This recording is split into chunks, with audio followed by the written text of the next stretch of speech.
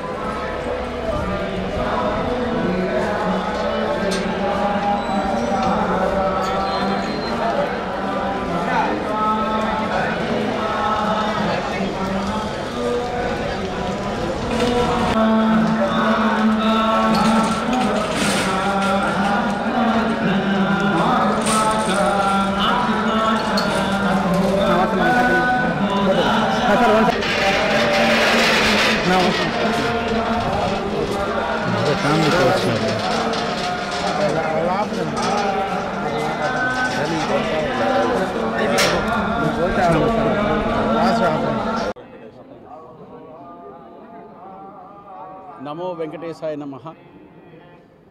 తిరుమలలో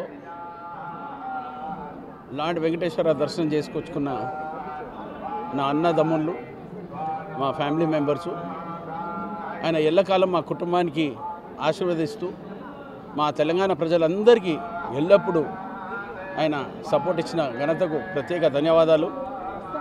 నేను ప్రజలు ఎప్పుడూ సుఖ సంతోషాలతో ఉండాలని కోరుకున్న మా లార్డ్ వెంకటేశ్వరకు మళ్ళొకసారి ధన్యవాదాలు చెప్తూ ఆయన ఇచ్చిన ఈ అవకాశాన్ని ఇక్కడ ఉన్న టీటీ అధికారులకు కూడా ప్రత్యేకంగా ధన్యవాదాలు చెప్తున్నా. వాళ్ళు ఇలా మంచి దర్శనం చేసుకున్నందుకు మరొకసారి ప్రత్యేక ధన్యవాదాలు చెప్తూ సెలవు తీసుకున్నాను. ఇప్పుడు పొలిటికల్ మాట్లాడాలన్నా వద్దా? కోడ్ ఉంది కదా, ఎడబెట్టుకుంటాం పంచాది ఉండని, అది వద్దు. ఇప్పుడు మీరు నాగర్ కర్నూలు ఎమ్మెల్యేగా ఈనాడు తిరుమల తిరుపతి వెంకటేశ్వర స్వామి దేవస్థానంలో దర్శనం చేసుకొని మా తెలంగాణ 3వ శాసనసభకి పంపించిన దేవుడు మా నాగర్ కర్నూలు నియోజకవర్గ ప్రజలు అందరూ సుఖ సంతోషాలతో ఆరోగ్యంతో ఉండాలని కోరుకుంటూ ఈరోజు ఆ వెంకటేశ్వర స్వామి ఎల్లప్పుడూ మా మీద వారి ఆశీర్వాదాలు ఉండాలని కోరుకుంటూ మా తెలంగాణ ప్రజలు, అదేవిధంగా మా ముఖ్యమంత్రి గారు ఆశీస్సులు మా తెలంగాణ ప్రజలపై ఎప్పుడు ఉంటూ మంచి పాలన చేయాలని కోరుకుంటూ అదే మా శ్రీవారిని కూడా అదే కోరుకోవడం జరిగింది. కాబట్టి ఎల్లప్పుడూ వెంకటేశ్వర స్వామి ఆశీర్వాదాలు తెలంగాణ మా నాగర్ కర్నూలు నియోజక ప్రత్యేకంగా మా నాగర్ కర్నూలు నియోజక ప్రజలకు ఆశీర్వాదాలు ఉన్నాయని కోరుకుంటూ ధన్యవాదాలు. ఈరోజు ఉదయం 3 గంటలకు పూరాభిషేక కార్యక్రమంలో, ఆ సేవా కార్యక్రమంలో పాల్గొనడం జరిగింది. ఆ విధంగానే 7:30కు బిగినింగ్ బ్రేక్ దర్శనంలో కూడా మా కుటుంబ సభ్యులతో పాల్గొని శ్రీ వెంకటేశ్వర స్వామి వారిని దర్శించుకొని మా మొక్కులు చెల్లించుకోవడం జరిగింది.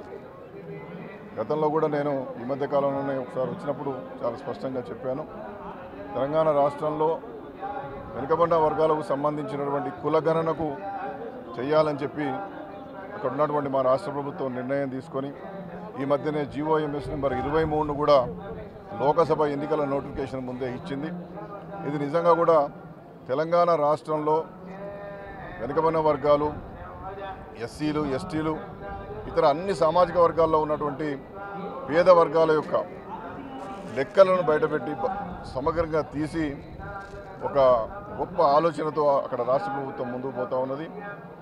ఈ నేపథ్యంలో ఎప్పుడైతే అక్కడ రాష్ట్ర ప్రభుత్వం నిర్ణయం తీసుకుందో వెంటనే వచ్చి నేను స్వామివారిని గతంలోనే దర్శించుకున్నాను. ఈరోజు మా కుటుంబ సభ్యులతో నేను ఎప్పుడో అభిషేకం చేయించాలి స్వామివారికి, నా జీవితంలో చాలా మార్పు ఉంటాయని చెప్పి కోరుకోవడం, భగవంతుని కోరుకోవడం ద్వారా నాకు ఇక్కడ అభిషేక కార్యక్రమానికి ఆ సేవ చేసేటటువంటి అదృష్టాన్ని ఆలయ అధికారులు నాకు అర్పించారు.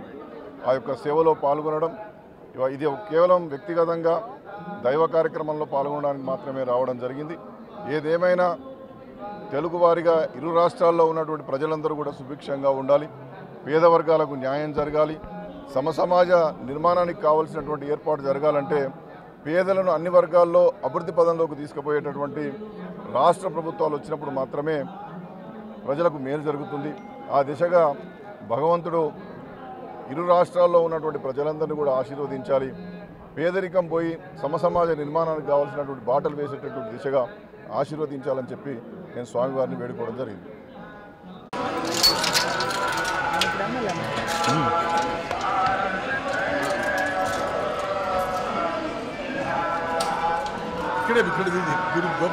ఆడొస్తుంది సార్ బాగా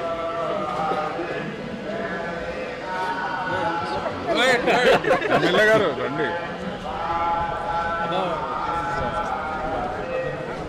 వివేక్ సార్ బ్రదర్